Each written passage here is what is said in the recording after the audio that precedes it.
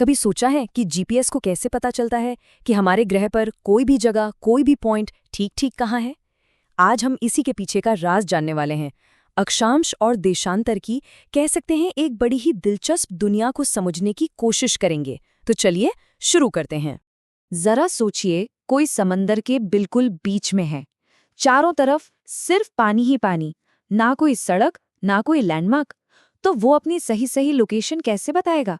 ये एक बहुत बड़ी पहेली थी, लेकिन इसका एक बहुत ही शानदार हल निकाला गया। और हल ये था कि पूरी पृथ्वी को एक बड़े से ग्राफ पेपर की तरह मान लिया गया। हमारे ग्रह को एक अदृश्य, मतलब एक इनविजिबल ग्रिड से ढक दिया गया। अब धरती पर मौजूद हर एक पॉइंट का, हर एक बिंदु का अपना एक यूनिक एड्रेस है, बिल्कुल हमारे घरों के पते की तरह। तो इस ग्रिड का पहला हिस्सा क्या था?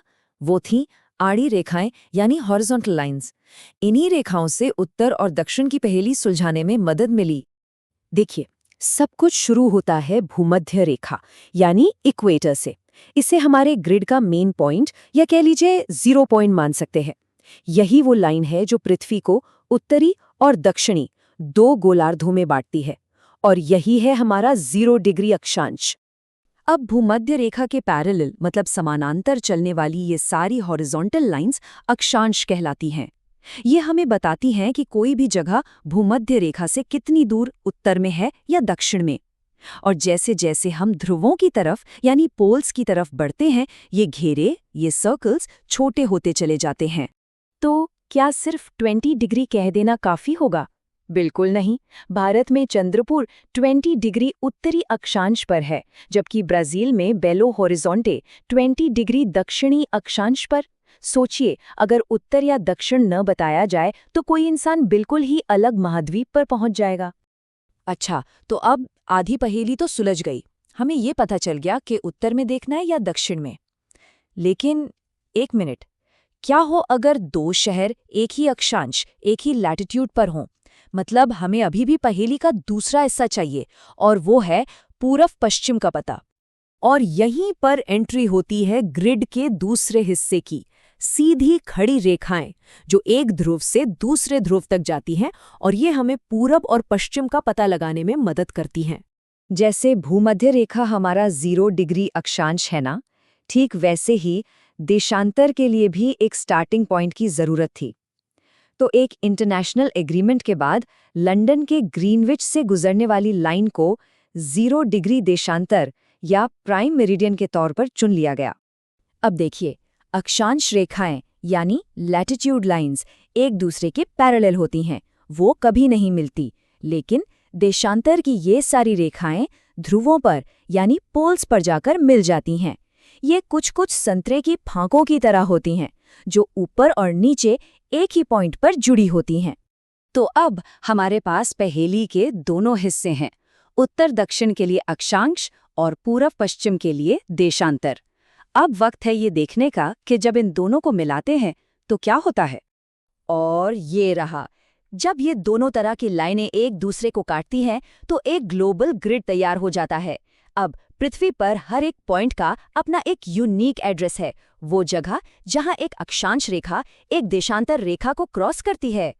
चलिए इसका एक असली उदाहरण देखते हैं।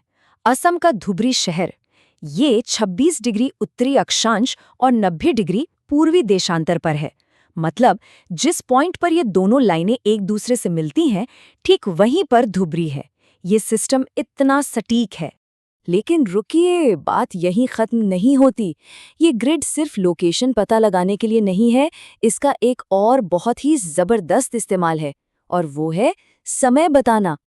असल में पृथ्वी का घूमना एक घड़ी की तरह ही तो है, और क्योंकि हमें पता है कि ये कितनी तेजी से घूमती है, हम देशांतर का इस्तेमाल करके दुनिया में कहीं भी समय का पता लगा सकते हैं।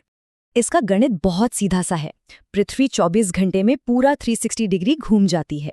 इसका मतलब हुआ कि हर घंटे में ये 15 डिग्री देशांतर घूमती है। और यही एक छोटा सा फैक्ट हमारे सारे टाइम जोन्स का आधार है। तो मान लीजिए कि ग्रीनविच में दोपहर के 12 बजे हैं। अगर हम 15 डिग्री पूरब की ओर जाएंगे तो समय 1 घंटा आगे हो जाएगा, यानी दोपहर का 1 बज जाएगा। और अगर 15 डिग्री पश्चिम की ओर जाएंगे तो समय 1 घंटा पीछे हो जाएगा, यानी सुबह के 11 बजेंगे। सीधा सा नियम है, पूरब में समय बढ़ता है, पश्चिम में घटता है। अगली बार जब कोई इंटरनेशनल क्रिकेट मैच देख रहे हों तो इस बारे में जरूर सोचिएगा। भारत ग्रीनविच से 5.5 घंटे आगे है, इसीलिए जब लंदन में दोपहर 2 बजे मैच शुरू होता है तो भारत में लोग शाम के 7:30 बजे अपनी स्क्रीन पर उसे देखते हैं। ये सब देशांतर की वजह से ही होता है। तो अक्षांश और देशांतर ये सिर्फ नक्शों पर बनी लकीरें नहीं हैं, ये एक ऐसा अदृश्य सिस्टम है जो हमारी दुनिया को चलाता है, उसे एक आकार देता है और ये सोचने पर मजबूर करता है कि ऐसे और कौन से ताकतवर अदृश्य सिस्टम हैं जो हमारी जिंदगी को कंट्रोल करते हैं और शायद हमें उनके बारे में पता भी नहीं है।